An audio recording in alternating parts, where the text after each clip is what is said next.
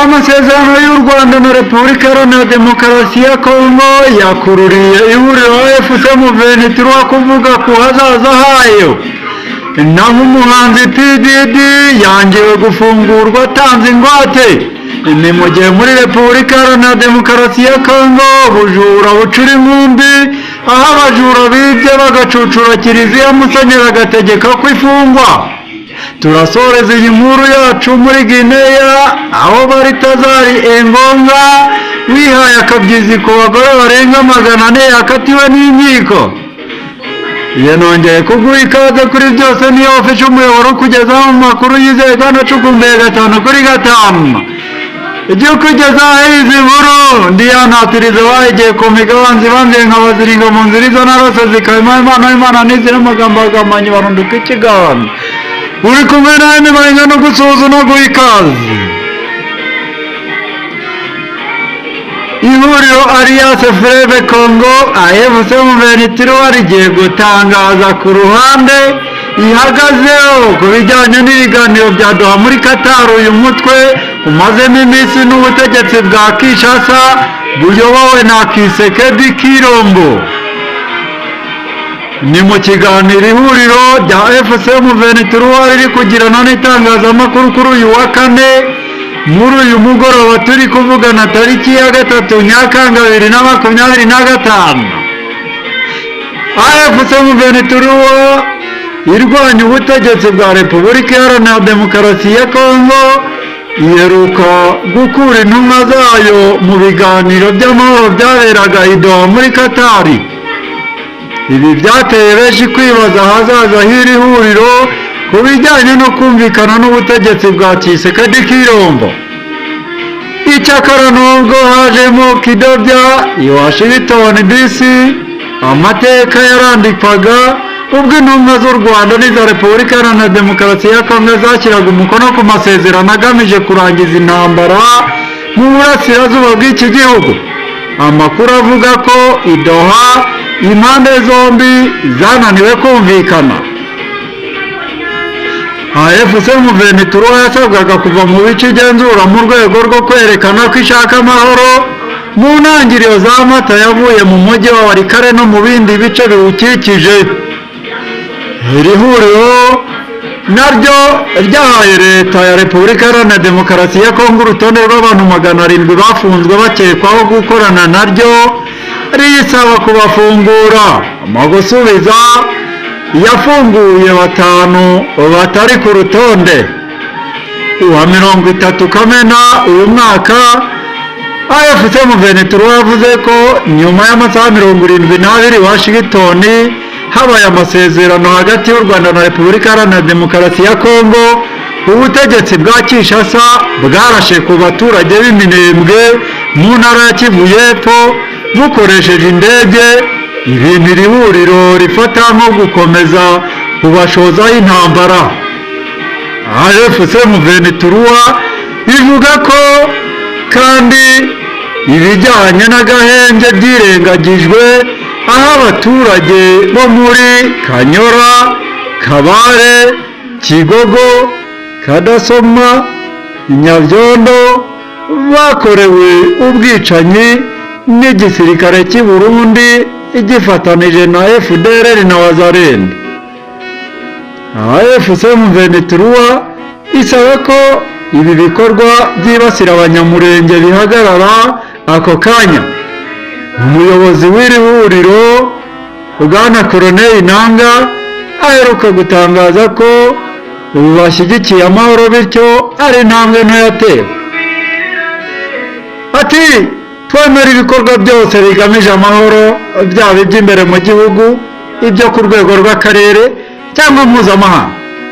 Amasezerano yasinyiwe i Washington tariki ya 27 z'ukwa gatandatu 2025 hagati ya Repubulika y'u Rwanda n'ubutegetsi butemewe bwamunzwe na USA bw'Kinshasa ni intambwe nto ariko ifite akamaro. Twarabyakiriye. Yavuze ko ayo masezerano akora ku kantu gato ku mpamvu nyazo ziteza intambara muri Kongo.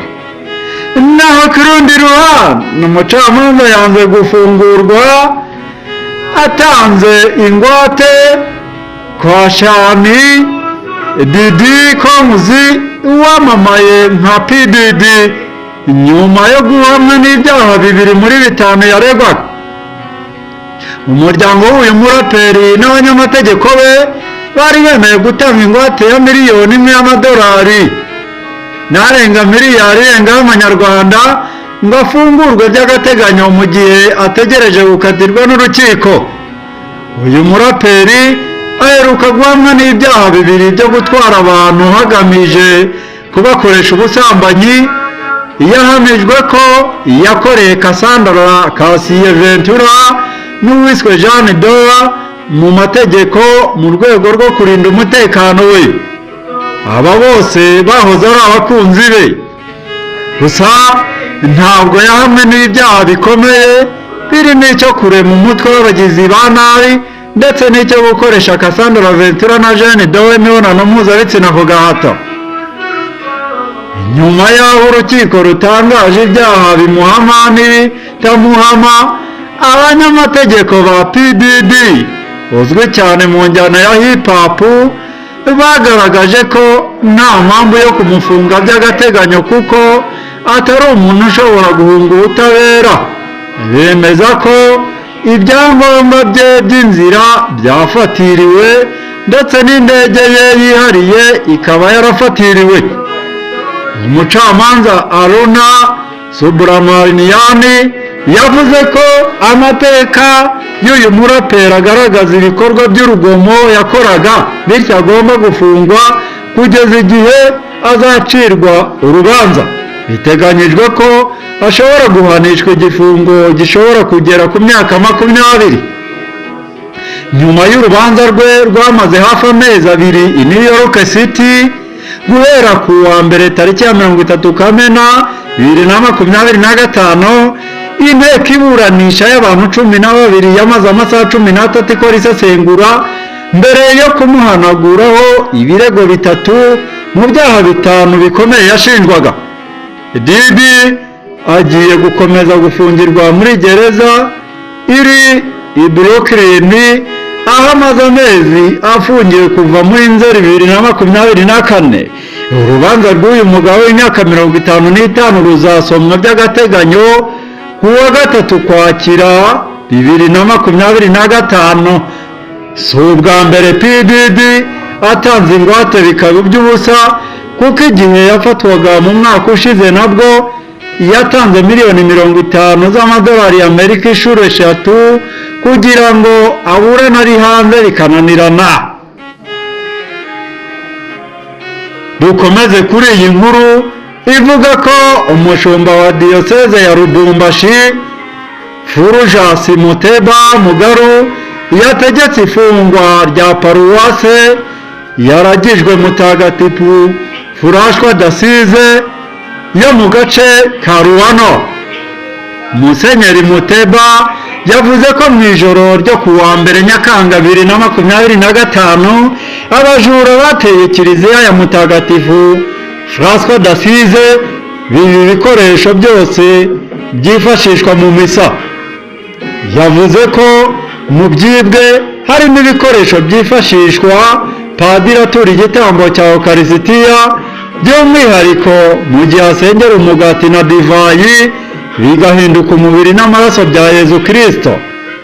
Intumwa ya Musenyeri yitwa Emmanuel Mumba yavuze ko abajura bamenye tabernakoro ahabikwa Eucharistia bakuramo izarimo zose, biba umusaraba wo kuri aritari, biba ibitambaro, ibitabo, ingoma n'igiseri, mbese muri make bibye ibintu byose.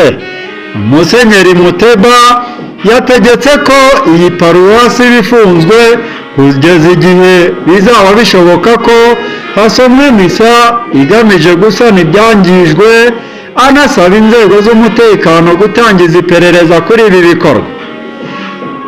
Naho dusoreze kuri iyi nkuru itangaje cyane, aho Baritazari Ebange Engunga wabiciye bigacika mu 2024 nyuma yo gufatanwa amashusho arenga 400 asambanya abagore barimo n'abayobozi bakuru, yakatiwe igifungo cy'imyaka 18 azira ibyaha byo kunyereza umutungo wa leta na ruswa.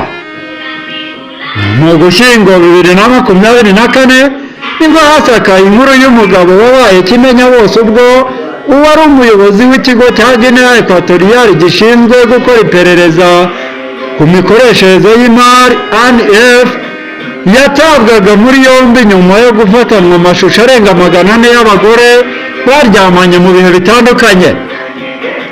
Aya mashusho yatahuwe ubwo yakorwagaho iperereza ku byaha byo kunyereza umutungo mu bikorwa byo gusaka mu rugo iwe no mu biro, basanga CD n'ibindi bintu biriho amashusho arenga 400 y'abagore yasambanije. Icyaha cyo gusambanya abagore yaje kukibaho umwere, ariko akomeza gukurikiranwa icyaha cyo kunyereza umutungo wa leta na ruswa.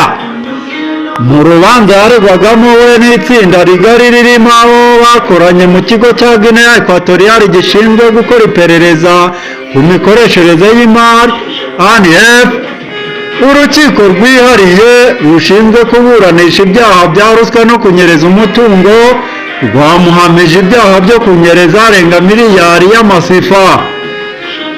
Mu rubanza rwabaye tariki ya 2 Nyakanga 2025, urukiko rwamukatiye igihano cy'igifungo cy'imyaka 18 muri gereza. We n'abamwunganira bahakanye ibirego byose. Baritazari we ubwe yashinjwe ko kuri konti ze hasanzweho arenga miliyoni 900 ntabashe gusobanura inkomoko yayo.